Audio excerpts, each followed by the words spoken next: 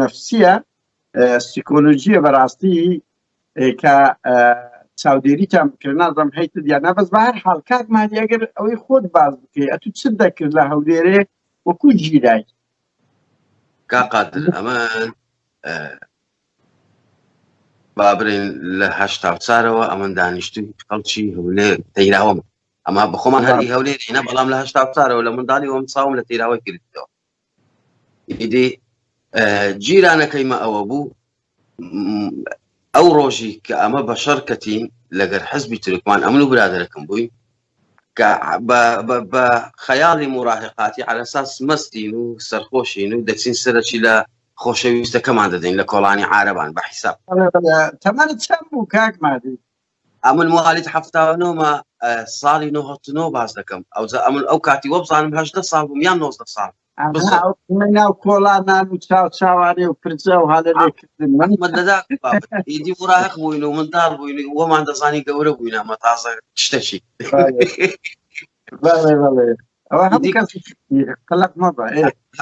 هەردووکانێک لە منتیقەی هەبوو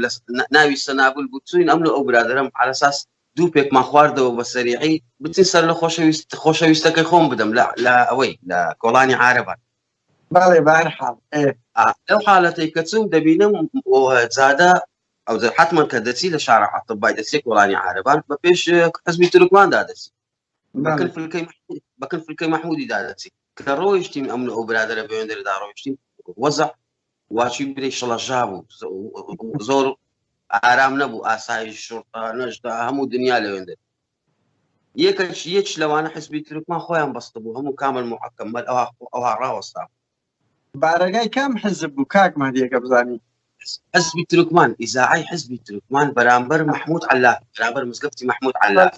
مەڵێک حزبیان هەبوو لە بە هەندێ مەیانی بەرەی تورکمانی هەبوو هەندە بەڵێ ئەوزە نازانەوە چ حزب بوو دەیانگۆ حزبی تورکمان ئەوزە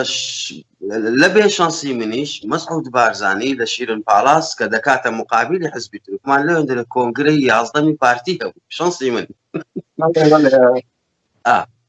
کە بەوێندەدا ڕۆیشتین یعنی دیار بوو پێوەمان دیار بوو ئەو دوو منداڵکارە یعنی مەستن یاخود سەرخۆشن دیار بوو حزبی تورکمان بە چاوەکی کوبرەی ناتەندروست تەماشامانیان ئەمەش لە کوبرەی منداڵین و مراهقین على ئەساس هجوممان کرد بەلاماری ئەو تورکمانەماندا ئەنگۆ تەماشای چ دەکەن یعنی لۆ تەماشامان دەکەن ئیدیوە بۆ ڕاکێشان و لێکدان و ئەو شتانە ئەمە دەرەقەتیان نەهاتین بەڕاست دەرەقەتیان نهاتین لەبەرەوەی چەکیان پێبوو ئیدی تەقەشیان لێ کردین تقریبا یەک سریان ببن دەست پێ پێمان وەنا باش بۆ خوا ڕەحمی کرد لەوێندەرێ نەبردین هەڵاتین کە هەڵاتین ئەوان دەرکەی مەقڕیان پێوەدا و دەرکەی حەلەویات سەفار هەبوو بەرامبەر مەقڕەکەی حزبی تورکمان خۆی لەوێندەر نا تەنها یەک شەخص ماوە تەقەی لەمە کرد ئیدی ئەوەی تەقی لەمە کرد على ئەساس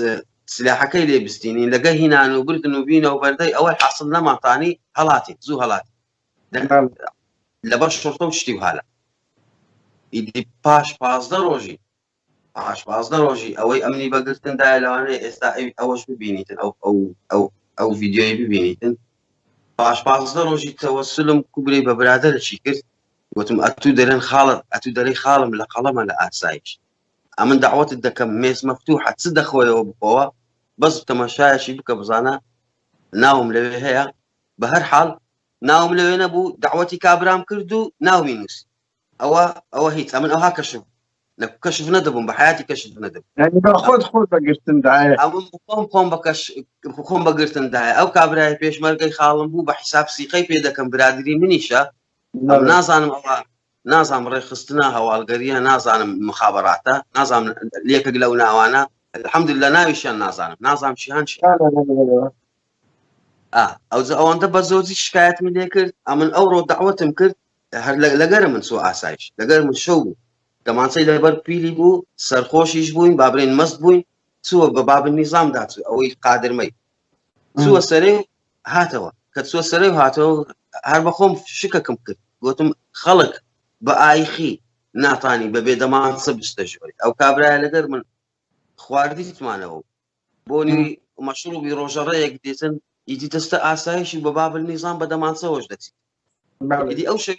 ئەو شەوی ئەمن مرتاح نەبووم دەنا هەموو ڕۆژێ ئەمن لە ماڵێ دەنووسم ئەو شەوی لە ماڵێ نەنووسم لە ماڵی خوشکم نووسم لە بۆ سبەینێ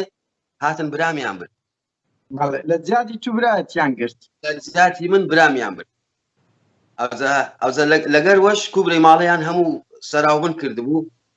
کانی بزانین قومبلەتان هەیە TNTتان هەیە نازانم چتان هەیە کلاشنکۆفتان هەیە زانستان هەیە ئیدی ئەمەش لە خوای بە زیاد بی کاک مهدی پرسیارەکە تو کۆن یەکێتی بووی مەسەڵەن چێ باگراوندێکی سیاسی تە بوو یان هەر کەسێکی ئەوە بووی چەکداری پارتیەتی بووی بەنمونە و پرسیار دەڵێ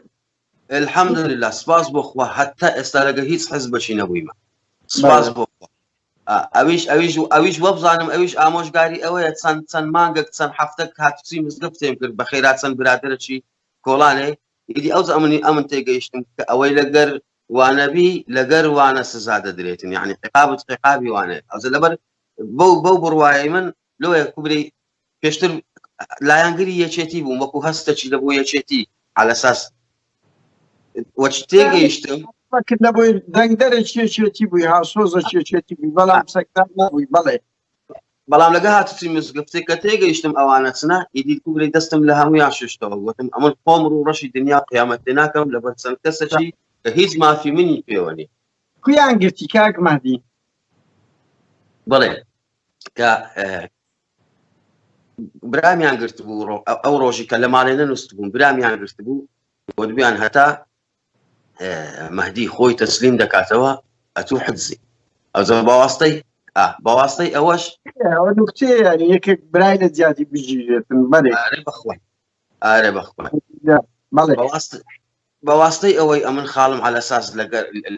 ئامر فەوزە و نازانم سو شەڕی شیراتۆنی لەگەر بووە و برای لە شێستویەکەوە شەهید بووە هەتا ئێستا نەهاتیتەوە کەس نازانی چی لێ هاتیە ئەوە خاڵم عینەن چوومەکن خاڵم على اساس ئەویش پێشمەرگەی پارتیە و یعنی زۆر ئەوەی هەیە زۆر وڵاتی هەیە وەنەبی مەتکیکەم بەڵام ئەمن دەیناسم بەڕاستی دڵسۆز بوو ئەوانە دڵسۆز یان ناوێتن کاقات هەر کەسێک دڵسۆز بی لای دەدەن چوومەکن خاڵم شانسی من لەوێندەرێ نەبوو وە گۆتیان کاکە هەر لە پێشمەرگاتی نەمایە چوومەکن عینەن کوڕەپلکە چیتکەم لە باتەی ئیش دەکاتن گوتم حاڵ و مەسەلەی من ئەو هایە گوت بابە بڕۆ گوتی ئێستا وەرەقەچی دەنووسم بڕۆکن ئازاد پێشدەری گوتم ئازاد پێشدەری دەیناسی گوتی ئەمن 2 مانگە ژنم مەردە هینایە ئەوتە 2 مانگ ژنی هینا بوو گوتی جمعەکەی دی ئەمە لە ماڵی ئازاد پێشدەری بووین ئەمە دعوت بووین ئەمن ژنم هینایە دعوەتی بی بوو ئێستا ئەمن ئەو وەرەقەت دەدەمێ عەزیز ئەمنی ناردیە وەڵا وەچوێ گوتم خەنی بووم گوتم باش بۆ یەک باش بۆ هاتینەکەن عەزیزی یەکەچی بناسیتن لە ئاسایش لەبەرەوە ئەمە کەس ناناسین تاقات لەبەرەوە بابم هەر لە ماڵێ لە بۆ دوکانێ لە دوکانێ لۆ ماڵێ الحەمدولله هیچ چەکدار و هیچ حزبەکی ناناس ئیدیکە چم وەرەقەکە دڵم خۆشە على اساس بسمعکن ئازاد پێشدەری ئەوە عەزیز دایتێ من سمعەکەی دی لە ماڵی عەزیزی دعوەتی عەزیزی على اساس وەنیە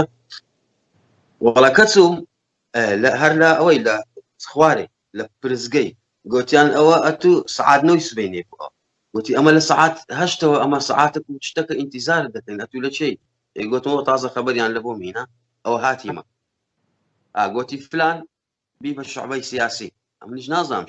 شعبەی سیاسی ئاسایش چیە وەڵا کە چمەش ئەمنیان بردە سەرێ دیتم برامیان بەردا برام خۆی بە من دادەرێ مەهدی بە منیان گوتیە ئەگەر برادنێ ئەتووی بە گونی بە فەلاقەوە دەکەی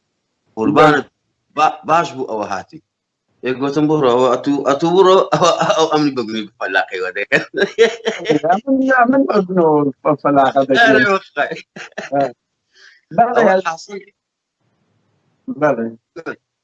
گوتی ئەوە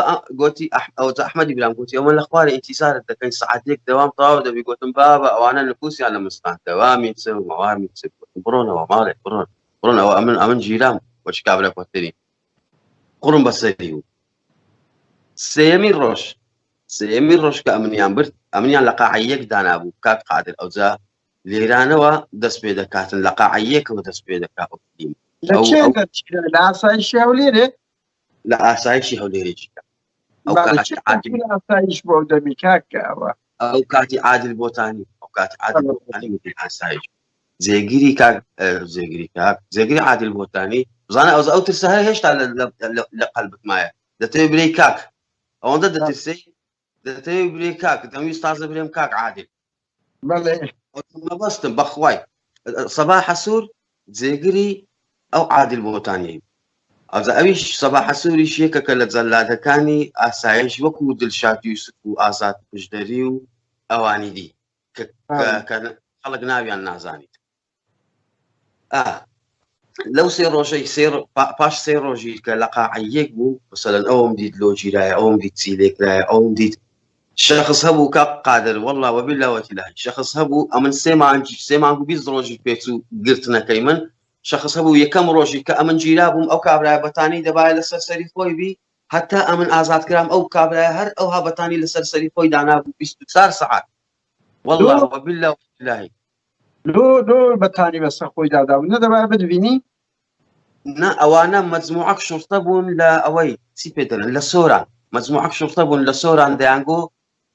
شورتەی گومرجینە دزی لە گومرت کرایە ئەوجا 8 نەفەریان هینابوو هەر یەکەچیان لە قاعەتی دانابوو ئەوجا کوبرەی ئەوە بەسیترین تعزیب کە ئەتوو نەدەبی کەس ببینی نەکەس بتبینی نە قسەی لەگە کەس بکەی ئەو بەتانیە 24 سەعات ئەوها بەسەرە خۆت دادایە نان خواردنیش ئەو هەیە کە دەچێت توالێتیش ئەو بەتانیە هەر بەسە سەرتەوەیە دەچێت توالێت و دری دێەوە دێ ئەو یەکێک لە تعزیبەکان هەرە ئاساندەکان بەبێ لێدان ئەوە لێدانی تێدانە بەس بەتانی بەسەر خۆت دادەی و ئەوجە پیاوم دێ دۆست چاوی دەربینی یان قسەی لەگە بکە یان نوتقی بێتە نوتقیش نابی بێ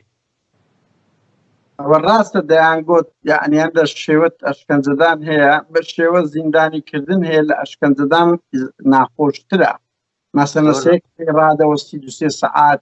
24 سەعات دەبێت ڕوو لە دیواربی بەبێ جوڵا بەنمونە ئەوە شێوەیەک لە شێوەکانی ئازادانی زیندانە کە ئەوە هەموو پێشتری مافە بەهەرحاڵ بەڵێ کاک مادی یەکە چیتکەم دیت ئەوە لە قاعەیەک بەحسی قاعەیەک لەوە دەکەم ئەو یەکێک لەوانە ئەو شورتانە بوون هەرێکە و لە قاعەچی بوون کە على ئەساس پارە لە گومر جێدەزرا بوو پاش تعزیب و لێدان و ئەو شتانە کە دەهاتنەوە زەی خۆیان لەبەرەوەی ئەوەندە ئینفیرادیە نەبوو هەر کەسە و لە ئینفیرادیەکی دانێ کوبری سزنەکە نوێ بوو یاخود کەوم بوو بە هەر حاڵ لە بۆیان نەیان دەتانی بزانە نەیان دەتانی یاخود زیان نەبوو نازان مەسەلە سی هەر کەسەچان لە قاعەتی دانابوو ئەو دەبیت سەری خۆت داپۆشی إلى أشعار آخر كسبي بسيار هر هشتيان ويان ليكرابو هر هشتيان هر يكو لقاعك هر هشتيان ويان ليكرابو بلام يكشان لقرم يكشان لقرم ليددرا لسر ليددرا كبري موقفك زور مردانه وزور بياوانا مليدي او زامن قيشت ما قناعات اگر بيتو بياو او هالا بيتن لجير تعذيب دلنيابا بصاغي دردسيتن يعني او كابراي نطقي ندكر كقادر او كابراي نطقي لينا شكل بزوري بو تاسيبي بكرد با مثلا اسايش جوري لقرتم بو كدي انزاني اگر مشكل كل باغم بتاني لا دابا كود زاندرا كوي كديا سعودي مراقبته دطواني لبا حاشاك او مراقبه قوي بزليوا نازاني إذا همو تشتكانش لمصلحتي مراقبية إذا لو زيانش واسطي دكية بيا مراقب همو كزناتاني ببتا مراقب أو ياسينا مراقب بو كأو ياسينا إذا جرمو أو ياسيناش عينا ببلوشي هردك سوشي كقادر ببلوشي هردك سوشيان نهيش تبو هردك صابوني سوشيان نهيش بو لسا عرباني دادنش أو ياسينا 5 سال بو ديقو أو من 5 سال لأسايشن ببي مهازا يقو تملو سبب أو طبعا أو هل لو سيروجي أو همو مأساتانا دبيني أوي دي جيرايا وبخوي دي جيرا أو بقصي خويان ها أو من دجيرمو راستا راسنية أو لزاريوان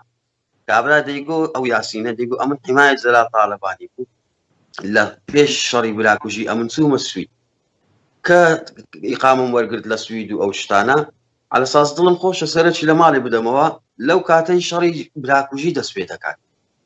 كشري براكوشي دەست پێ دەکاتن لەویش دەرەم هیچم لە هیچ دانیە سایقی جەلا تاالبانی بووم نە شەڕم کردیە نەسوی مەذهبهای نە کەسم کوشتیە نە هیچم کردیە نە ئازاری کەسمدایە لۆ نەسووە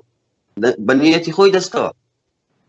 ئیدی ئەو یاسینە لە ئیبراهیم خەلیل بە سیارەوە دەجێ سیارەکەشی لێ حەدس دەکەن ئیدی 5 ساڵ لە زندانی دەکەن ئەو هەتا ئەمن بەربووم ئەوە 5 ساڵ بەبێ مەهازەی نەبوو ئیدی هەردوو کچۆچیان شکاند بوو لەگەر بلۆچی گوتم یاسین کوو بوو ئەو بلۆ ئەو کو دەبی بە بلۆچی گوتی لێرانە لەو ئاس ئەو ئیشارەتی دەدەیگۆ لەو حەوشەی ئەو لۆیە ئەوە دلیل لەوەی کە لەناو ئاسایش وی لێکرایە لە جەیتەوەی لێ نەکرایە مەسەلەن ئاخر چونکە هەبوو وەچی لەمەی دەدا دەیگۆ ئەوە کورە اعتراف کە دوای بادینیەکان دێن خراپترت لێ دەدا یعنی لێرانەکان من نەرمتر بوونە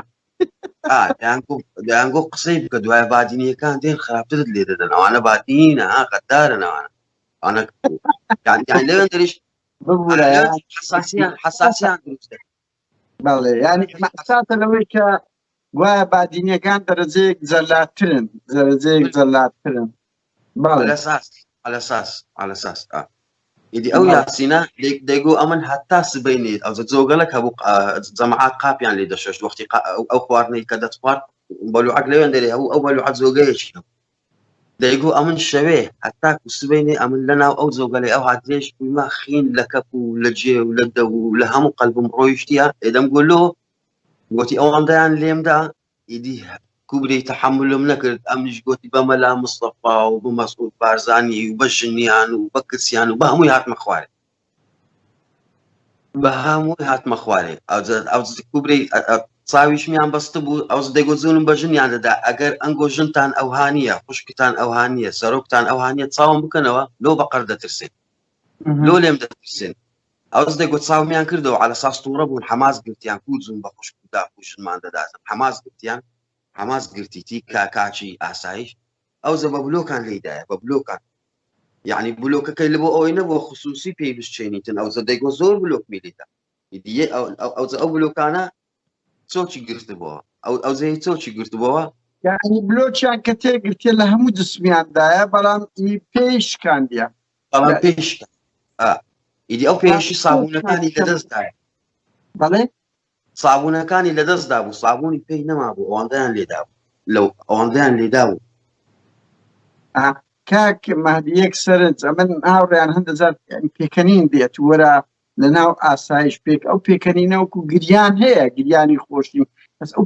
پێکەنینی لوتکەی تووڕێیە یعنی ئینسان چۆن دەکرێت ناو ئاسایش بێ کاکە ئەتراف کەگەنە بادینیەکان دێت یعنی بادینیەکان چنەوە هەر کوردن هەر یعنی لۆ مەرتەبەیوان دووش ئەتو سیر کە یعنی هەتا سۆرانیەکانی شەزیان پێکردینە ئەو پاراستن و ئاسایشانەی بادینین جەلاترن لەوان حدودیان نییە بۆیە من خۆم پێ ناگیرێ بەڕاستی یعنی ئینسان سودمە دەگرێتن کە جێی لەو قسانە دەبێتن یعنی کە هەم نوکتەیە هەم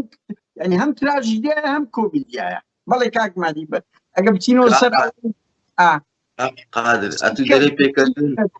چیت کە دیت یعنی چکو کاتەکەمان کەمە لە بە هەندێ چیکەی ئەو حالە دیت مەسەلەن ئەوە وەکو بەتانی وەکو بە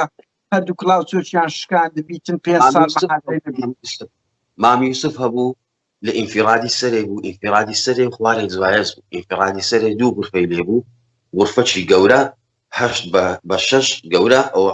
یەک بەس ئەمنی لێ بوو غرفەی کە ئەو هات 2 بە 3 ئەو دوو لەوانە 2 بە 3 یەکە چان ئیحرەسی بوو یەکە چان ئینفیرادی بوو غرفە گەورەکەش ئەمنی لێ بوو ئەو غرفەی بەرامبەرم مامی یوسفی لێ بوو مامی یوسف زیاتر عمری لە 55 ساڵی دەبوو يعني مام يوسف كلشي نما بو يعني بدي دبا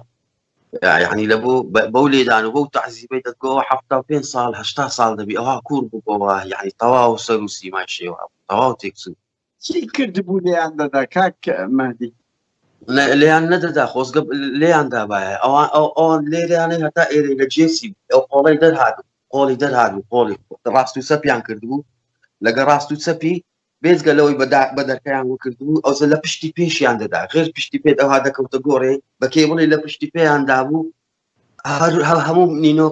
نینۆکەکانی پەنجەی فڕیدا بوو فەقیری ئەتو دەرێ پێکەنینم پێدێ ئەمن هەموو قەلبم ڕەقبووە لە جێی خۆم هەموو تەزاتی بە قەلبم دادێوەچی ئەو قسانە دەکەم کاپات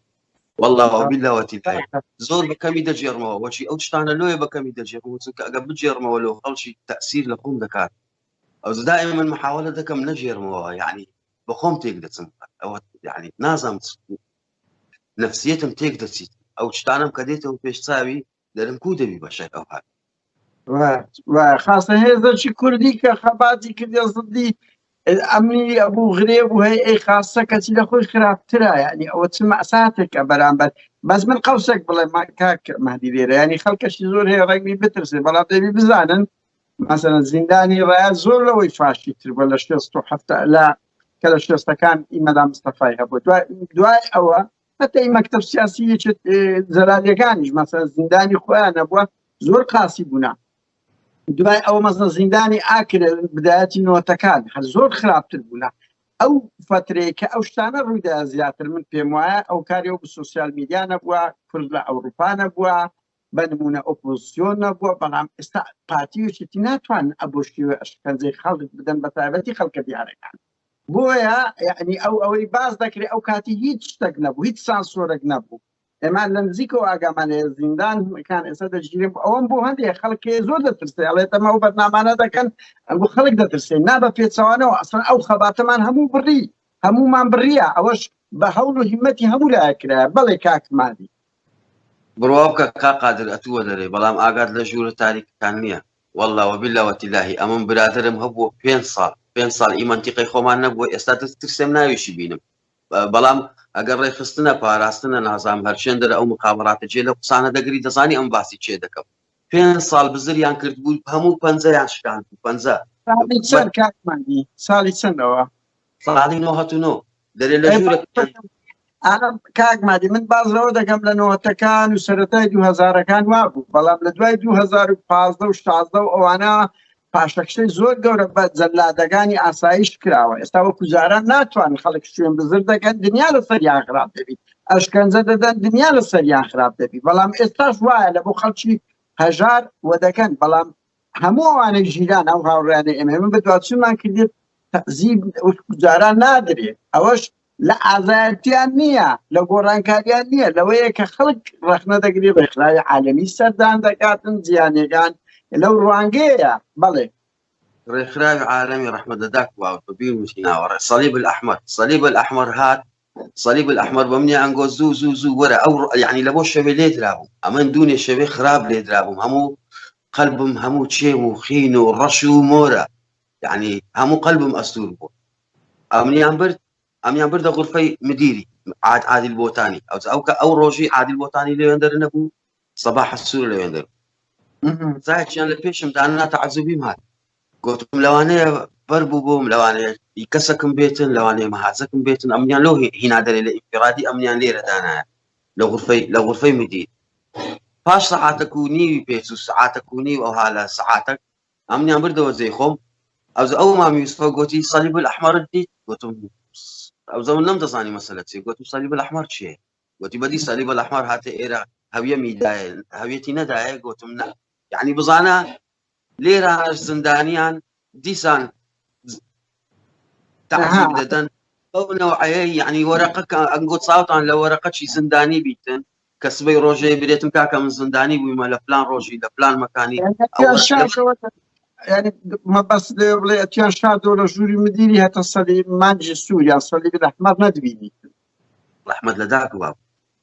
إذا نمدي أتوك هريا كشي داندي وشي لي داندي لا سرتجيرا ورقة شان داعي هوية شان داعي يعني قبل بوي في وندي ما بيبقى اليو ان أكبري أتو كتاب الدبي تصبي روجي أقل كردستان بتزيج كبري ولا بوكيسي باش بوز صور بي صوري خلق داميز هالين وشي كنتار دبون لو سزني نيازي هما بو هالين لويا أو كتابة ياندويست أو ورقة ياندويست الصليب الأحمر هذا أوانج أو هلا لقى أو خلق يدلستان باشا كاكا وبين السر أوي كو أشكنزة تويان دادا بو يعني أشكنزة كو دستي بيكر كقادر كاية كم شوي بابرين أمنيان برد لبو تعذيبي باش سيروجي دستو تصاوميان بس إذا بخوم توقعهم ندكرد إذا لا عقلي خوم لبروي أو كاتي بسببي أو من دارج بوم عقل مهون بينتش كادم جو كادم جو كودبي أو أنا كودبي لمن ددن معقولة لمن بدن أمنيش كردم كدستو تصاوميان بس تا ئیدی تێم وەرهاتن حاشا کووس چەند سەیەک لە شتەکی وەردە ئاڵێن ئەیدی ئەو لۆیە دائیمەن ئەم لێن دەرێەوە بغزم لەوانە هەرگرت گوتم حاشاک ئەو سەگانە ئەوی ئەو دائیرانەی ئەوی خەڵکی ئازار و ئەشکەنجە دەدەن ئەوانە بەس بە جەماعی ئازان ئەوانە بەس ئازانە وەختی یەکێک چاو و دەستی دەبەستری چونکە هەر لە بینی خۆیان مناقەشەیان دەکرد لەگەر حیمایەی مدیری یەکێک دەیگۆ لۆ لەی نادەی دەیگۆ ئاخر لە چ دەم ئەتو چاو و دەستت بەستیە دەبڕۆ زەلامەکەم پێ پیشاندە لە جادەی بزانە هوردی دەکەم یان لە ئاخر لە چ دەم ئەتو بابرین ئەوە جێم لێ دەبوو ئەوزە ئایا ئەویش لەگەری لێمی دەدا یاخود خۆتە بوو نازان ئەوە قسەی وان بوو ئیدی یەکەم شەو چاو و دەستمیان بەستی ئیدی زۆر بەبێ زەمیری تێم وەرهاتم یعنی لە توابی دوژمنت لە بن دەستیە ئەتوو دەرەی دوو ئەو یەکە چکە دەرێ پێنج ئەوە یعنی لەسەر سەرتن لێت دەدەن بە هەموو نەوعی لێت دەدەن ئەوجا ئەوەی ئەتوو بابرین ئەوەی ئەتووی یاخود ئەوەی ئەوان دەیانەوێ کاکە ئەمن هەو نیمە پێی ناوێ لێم بدەن یعنی ئەمن یعنی تۆمەتەکەت چ بوو تۆمەتەکەت چ بوو کاک مادی تهمەتەکەم ئەوە بوو ئەمن بزانم بەخ ئەمن یعنی هیچ خەیاڵم لەوەی نەبوو کۆنگرەی 11می پارتی بوو مەسعود بارزانی لە شیرن پالاس بوو کۆنگرەی هەبوو ئیدی ئەمنش لەگە حزبی تورکمان لەو دەمەی بەشەر هاتیمە بەسەر خۆشی ئیدی تهمەی وانە ئەوە بوو ئەتوو یەکێتی ئەتوی ناردیە یان پارتی ئەتوی یان حکوومەت ئەتوی ناردیە یان پەکەکە ئەتوی ناردی ئەمە لەگەروانە هەمومان براینا بەس ئەتوو برێ لەگەر چی ئەتوی ناردیە هاتی لە مەسعود بارزانی بەڵێ بەڵێ ئاژە بەڕاستی هەوڵتدا مەسعودی بکوژیان ئەوزە حزبی تورکمان لەوێن دەرێ لە ترسی خۆیان تەقەیان لە شیرن پالاس کرد بوو لە کاتی لەو کاتێک ئەم شەڕی لەگەر حزبی تورکمان دەکەم دەرکەیان لەسەر خۆیان پێوەدایە لە ترسان حزبی تورکمان بەبێ ئەوەی ئەمن بزانم هەموو خۆیان چوینە ژۆرە چوینە مەقڕی لە ترسان تەقەیان لە شیرن پالاس کردیە کۆنگرەش طبعا تێک دەچیتن مەسعود بارزانی لەوێشی تەقەی لە شیرن ئەوزە لە بە هەندێ حزبی تورکمان چی گوتی بابە ئەوانە 2 کیلۆرس هاتینە شیرن پالاس خۆیان بتەقینەوە ئەمە ڕامان گرتی چونکە حزبی تورکمانەکانیشیان گرت بوو دوو لەو کەسانە برادەری خۆم بوون لە حزبی تورکمان هەر ئەو ڕۆژی کە بەشەر هات ئەوانیشیان گرت بوو گوتی ئێمە ئەمەیاندا بەرشەقان لە ئاسایش خۆ نارە ئەوتەکە کە دەیناس کوبری شەڕەکە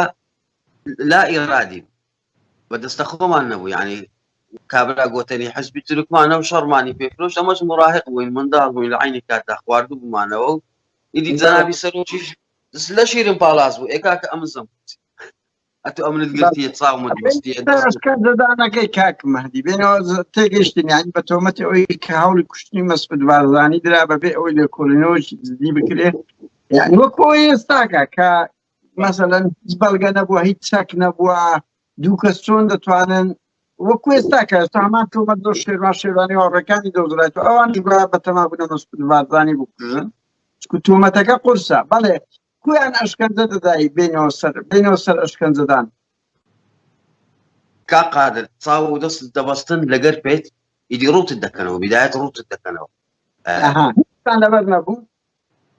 هیچ بەس دەرپێ قوتە ئیدی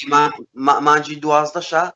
ئەمن 5 گیرام حتا 25 دوو مانجی 12 ڕوت و قوتت دەکەنەوە ئاوی ساردت پێدا دەکەن ئەوزە نازانی چونکە یەک کێبڵ دیارە کە یەکە گلێت دەدا دیارە چونکە خیبرەت هەیە سەبر خیبرەت هەیە ئەوەندە لێدرایە چونکە هەفتەی 2000 لە منیان دەدا یەک بەخۆم هەموو 2 شەمان و 5 شەمان پاش سعات 6 مەغریبێ ئەمن تام دەگەیشتێ ئیدی نییە سوورەت نەدەما لە دەوم نەرێ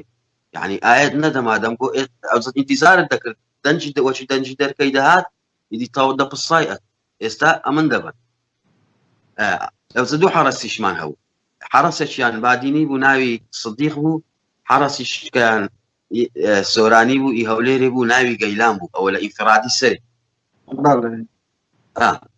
ئیدی لێدانەکەش بەو جۆرە بوو چاو دەست و پێتیان دەبەست ڕوتیان دەکردەوە ئەوزە لێدە و لێدە هەتا بە خۆیان مادی دەبوو دەدا کاک مادی چەند کەس بوون زۆر بوون زیاتر لە 2 کەسی چونکە دوو کەس بەس فەلاقەکەی ڕادەگری چونکە جارێکی ئەمن چاوم کراوە کاک قادر دەستم یاشر کرد بوو دەستی خۆم کردەوە چاوم کردەوە خودا دەزانی والله وبالله وتالله ئەگەر درۆی دەکەم هەردوو چاوم کۆرێک ئەوانە لۆیە لەو کاتیەوە دەرێم ئەوانە ئەکبەر زەبانن ئەوانە بەس ئەو کاتەی ئازانە کە چاو و دەستی خەڵکی دەبەستن کە دەستم کراوە چاوی خۆم ویستم لادەم زاب التحقیق و مازاب التحقیق و هەموو خۆیان هاوشتە بن مێزەی خڕۆیان لە دیواری کرد و ئەویت کە چووە دەرێ والله وبالله وتالله لەو حالەتەی زۆر دڵخۆش گوتم عوافی لە بۆ منەکی دەست و چاو بەسترای ئەو هەموو زاڵمە کێبڵیان پێ چەند سەعاتە لێم دەدەن ئەوەش غیرەتەکەیانە کە یەکێک چاوی دەکرێتەوە هەموو قڕۆیان لە دیواری دەکەن هەموو ئەوە ڕادەوەست نەکو بناسکە هەڵسە کاک مادی لێرە ئەوە برادرش کەش لە باسی کردوتی اسمە دەرگوشی لێدا مە مدیر زیندانە گوتی لێ دەدام گوتی وەختێک چاوم بۆ گوتی قسمە دەرگوشی هەراتە ژۆرێ وتی بڕۆ کورس چاوی قەپاتکەنەوە یعنی ئەوانە چەندە ترسنۆ کرد بەس ئازار ینی لە کاتێکدا دەوڵەت بە خۆیانە مدیری ئاسایشە کەچی دەترسێنە بەرەوەی دەزان ئەو تاوانان دێتەوە پێشیان بەڵێ ئەوزەکە قادر چتە ئەمە تەعزمی بە ئازاد پشدەری هات ئازاد پشدەری یەکەم ڕۆژ ئەمنی دیت بوو بەڵام لەوە چاوم کراوە خۆی لە بن مێزینا ئەمن ئەوە تێ نەگەیشتم چونکە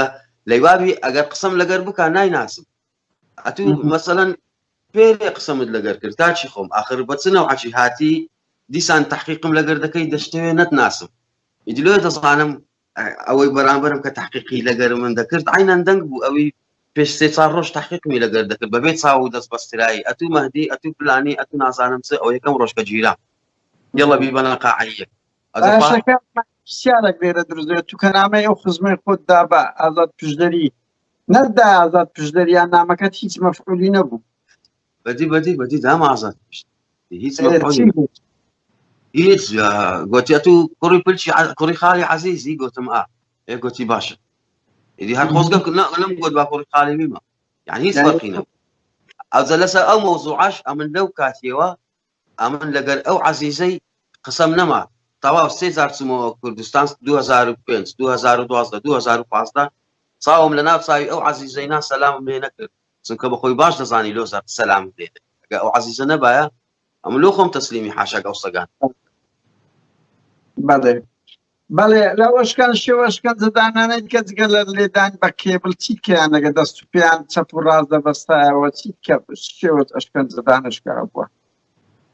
بێتە بیرت لە ئیتکیان دابیتن کە باسییان کردبی لە نێوان خۆتان تۆمارکردنی مێژووە ببیندرێتن وەکو زیندانی ئەبوو غرێب وەکو ئەمنەکەی سلێمانی و هەولێر بەڵێ دوو برایان گرت بوو ئی خۆشناوەتی بوو ئیدی ئەو دوو برایە هەر دەپەنجەی نینۆک و پێیان دەرهیناوە گوتم چتان کردی ئەنگۆ دەیگۆ قەت لە چیان بەسەرمەدا ساخ کردیتەوە و کە ئەمە نەوان کردی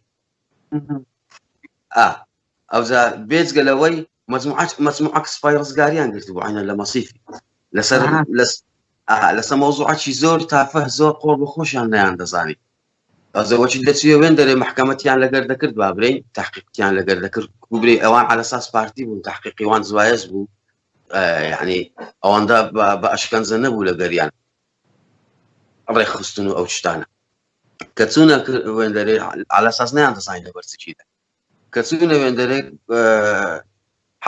حسێن پەرلەمان محکەمەی دەکردی و حاکم بوو لێشتی دەدا حسێن پەرلەمان هەموو باز کام زەلات بووە هەمیش دادوەر بووە بەڵێ لەداک و باب ئەوزە ئەگەر بێت و یەکێک لە ئاسایش بێتە بن دەستی حسێن پەرلەمانی دەرێ الحەمدولله لێ مشکلە نییە ئەمن بە مانگ لە بن دەستی حسێن پەرلەمانی دەمینێمەوە بەس نەقلم نەکەنە ئاسایش یعنی کە ئەنەما لێدانەکانی حسێن پەرلەمانی هەوا دادەوەشێنی زەڕەت دادەوەشێنی وەلەو لێت دەدا بەڵام داوەشاندنە بەنسبەت لێدانی ئاسایشی و ڕێخستن و ئەو قەسابخانەکانی دی خەڵک تعزیب دەدەن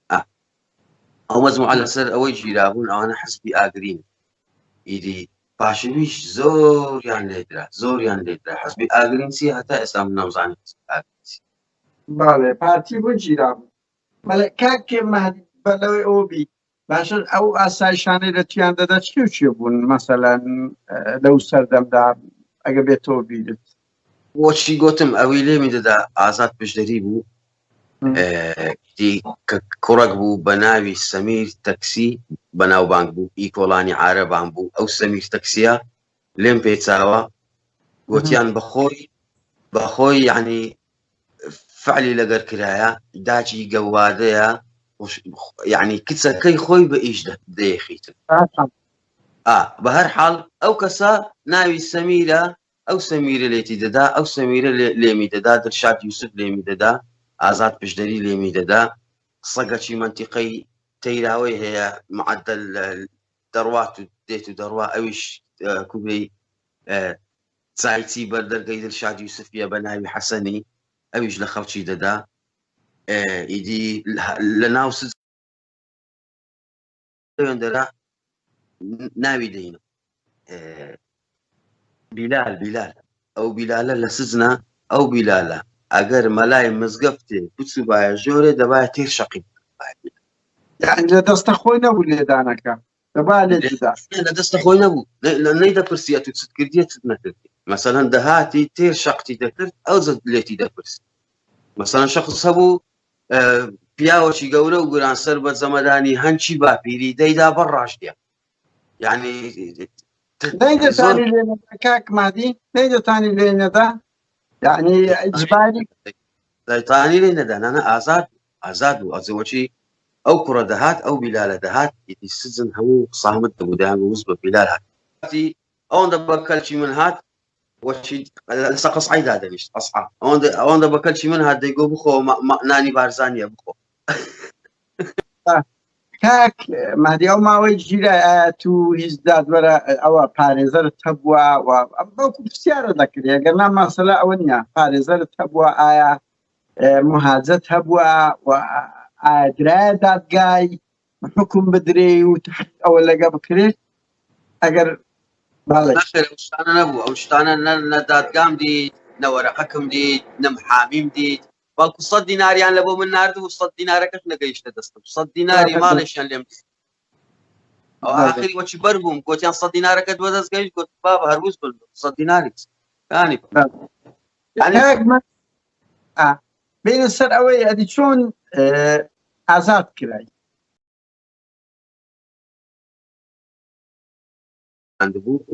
لە غورفەی دوو بە سێیان دانابوو ئەو غورفەیە بۆڕی مەجرای پیسایی ئاسایی شەبزان لەو جێی کە سزم بوو هەموو دەهاتەوێ دەیگۆشە و هەبووە لەسەر دوو پەنجەی لە زاویەکی ئەوها خەوتی مەد لەسەر دوو پەنجەی پێی ڕاوەستایە هەموو بوویتە پیسایی دەگەن لە من کاقادر سەبەر هەر میزوک و هاتیە حاشاک هەر میزوک و هاتی هەتا وەی لە هاتی ئەو کابرای چیتە بوو زاویەکی هەموو پیس بووە ئیدی لەسەر دوو پەنجەی ڕاوەستایە لەسەر دوو پەنجەی یعنی دانیشتێ لە چینچک بەس یعنی تەواو هەموو قەلبی نەتە پیسایی هەر زۆر بێتام بەتەما بوون بزری بکەن بەڵام ئیدی خوا نازانم ئەویش 99 گیرە لەگەر ئەو کابرایە لەگەر ئەو وەلیدەی ئەوی باسی دەکەن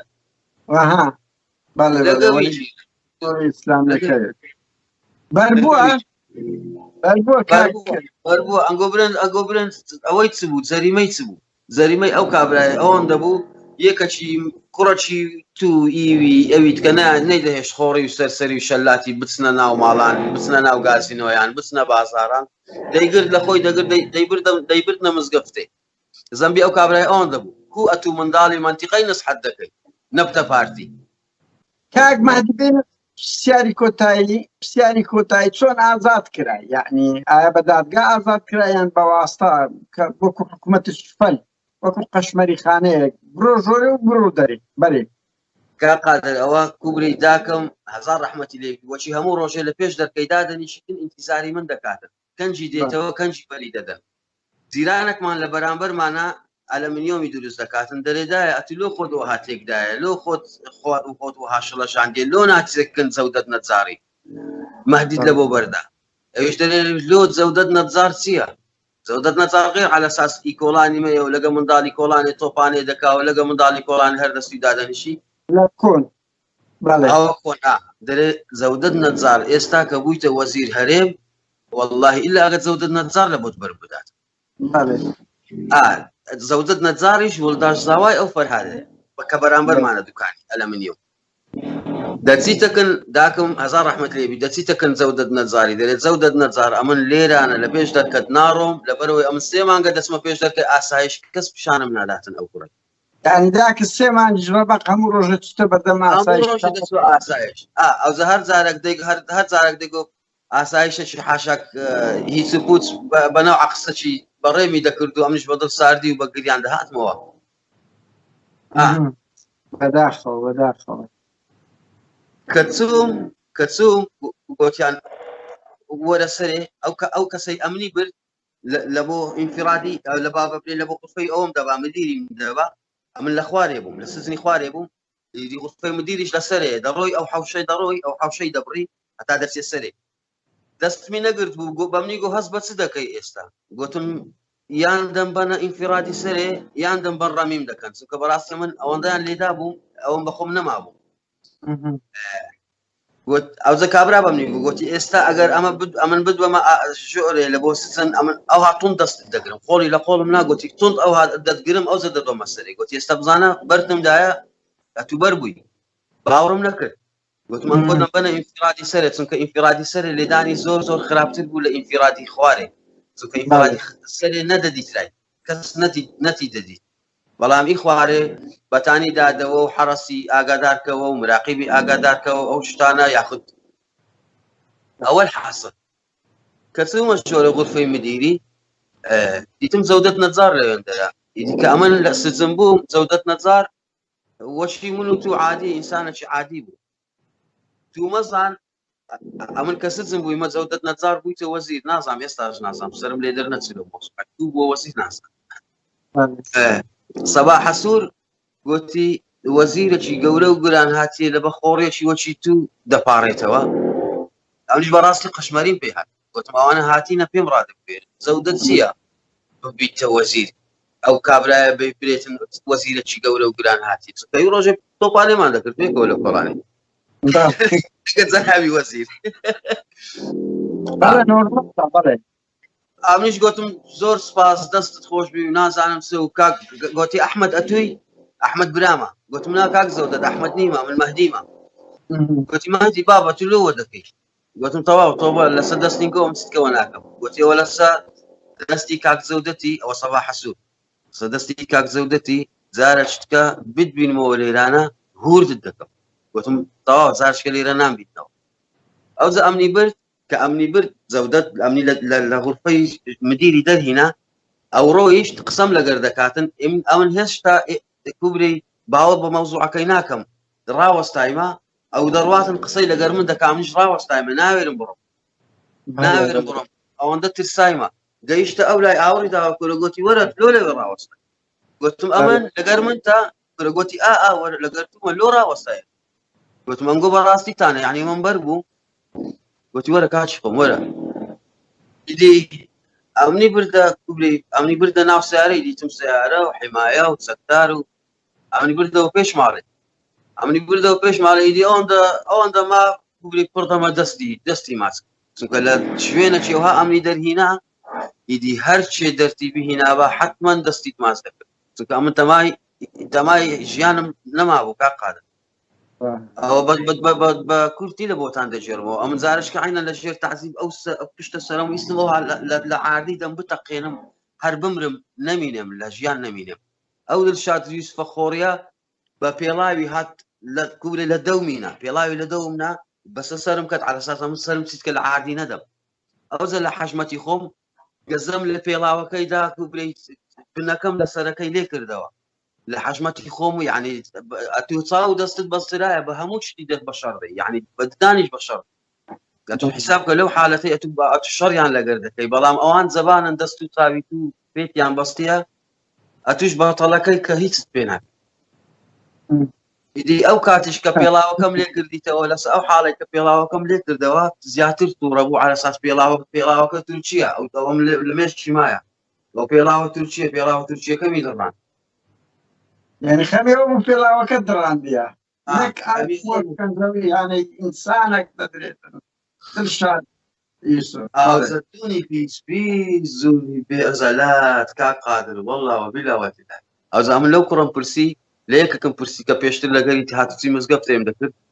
عینەن وەچی خۆی بوو بەڵام ئەو تۆبەی کرد وتی دڵشاد یوسف ئەمن و دڵشاد یوسف لەناو ئەو خەرابەی پێکەوە کەرمان ئەوە دەکرد منداڵمان ئەوە دەکرد ئێستاکەش کوبری تەتەوڕی کردێ دڵشاد شتی تکەی لە بۆ دێتن شتی تکەی لە بۆ دەبن ئیدی ئەو دڵشادەش هەر ئەو نەوعانە لە ئاسایشدایان نایە ئەزیەتی ئەو کاک مەهدیەمە دەتوانێەوە بڵێن بە هەموو دڵشادی یوسفەکان لەو هەولێرەی دەیان جەلات هەبووە دەیان زاڵم هەبووە بەڵام ئێستا نەوەکانیان پێیان شەرمە ئەو بابەیان هەیە لە بەعسیەکان لە یەکێتیەکان وبەر لە بەعسیەکان هەتا لە سەردەمی ئەرەس قەومی و نازانم چێ و لە عەفتاکان ئێستا هەمووانەی لە زیندانەکانی ڕایەت بوونە ئاکرێ بوونە قەڵات چۆڵان بوونە لە باشان بوونە پێیان شەرمە یان ئاوا چاوی خۆیان دەبەستنەوە لەبەر ئەوەی ئەو کارەیەوان کردیان تاوانەژی زۆر قێزەوەنە نەوەینەوەکانیان نەفرەت لێ دەکەن ئەوان نەحەقیان نەبووە کاک مادی کە ترساینا لە تو نەترسان لەوەی ترسانە ئاوا ناویان بڵاو دەکرێتەوە ئاوا ڕسوا دەکرێن لە مێژوو و ئیشی مەش ئەو پەیامەیە کە پێیان بڵێن ئەنگۆ ئەوڕۆ ئازاری خەڵک دەدەن ئەوڕۆ خۆتان پێ ئەنتەرە لەسەر ئەو خەڵکەی بەڵام بزانن سبەی مێژوو دەیان ئیمپراتۆری لوزایە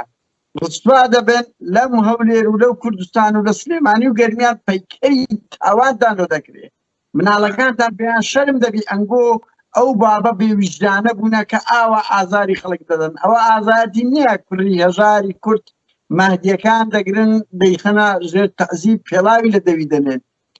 ئەوە لووتکەی ترسنۆچیە و لووتکەی خیانەتکردنە لەگەر خوێنی شەهیدان ئەوەیەک کاک مەهدی دوای شت ئەوە لە بیرمان باز لە خواردن بکەین خواردنتان چۆن بوو یان ئەگەشتر لە بیرمایە کۆتایی پێبین بەڵێ خواردن لە ئاسایشی هەولێر بەڵام بەس نانی نیورانەی باش بوو مەسەلەن برنج و فاسۆلیا دەهات ئەو کات نەوەک سبەینان یان نۆک بوو یاخود نیسک بوو نۆکە کەشک و یعنی لەوانەیە لترێک ئاوتیان بدابایە لترێک ئەو لەناو ئەو لترە ئاوەی 5 زنکە نیسکت هەڵبژار بشمارت باە یاخود بەخوای بەچاوی ئەو کەسی هەمومان خۆشمان دەوێت درۆی تێدانی یعنی بەدەستی دەژمێر دراست نیسکەکان سەمونەکی گچکەتیان دەدای ئیدی ئەتوو دەبایە بەو ئاوەی خۆت تێرکەی تێردەبی تێرنابی مشکلەی خۆتە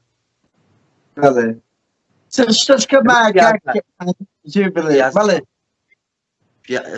سبەینان یان نیسک بوو یان پیازاو بوو ئێوارانیش یان نیسک بوو یان پیازاو بوو ئەوە کوری غەڵەت قبوڵی نەدەکرد نیورانانیش برنج و مەرەکە ئەوە ئاسایشی هەولێر بەڵام ڕێخستن و مەسیف و ئەوانە برنج و مابرنج نەما هەموو دەمێ نیو لتر نیسک نیو لتر ئاو لەگە 4-5 نیشتی هاتێکە بوو لەگە سەمونە چیان دەدایێ ئەوە سبەینێ و ئێوارێ نانی نیورانێ نەبوو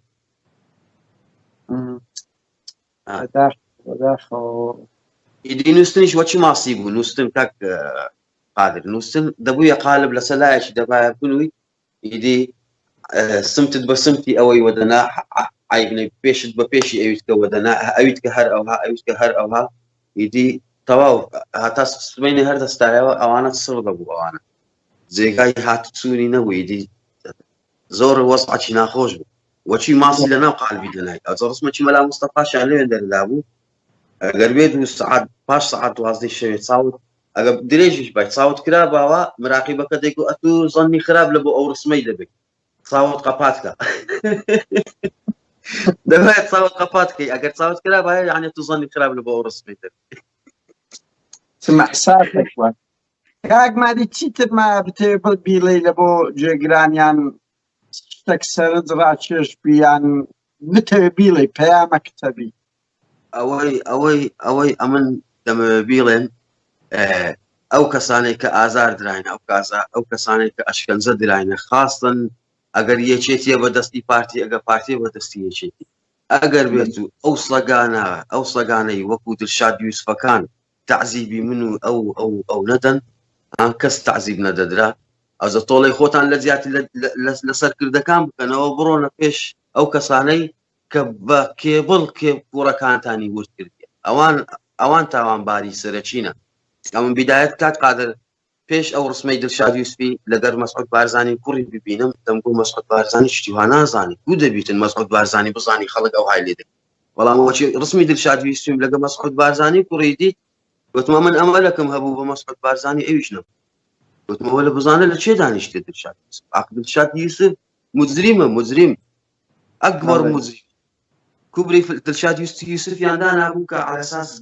زەحمەتترین فلتەر کە پێدا بچی ئەتو لێی دەدەی ئەگەر احترافی نەکرد دەینێریەک نەوی ئەتو لێی دەدەی ئەگەر احترافی نەکرد دەینێریەک نەوی ئەگەر احترافی نەکرد ئاخری دەینێریەکن دڵشادی على ئەساس مجرمە پیسەکە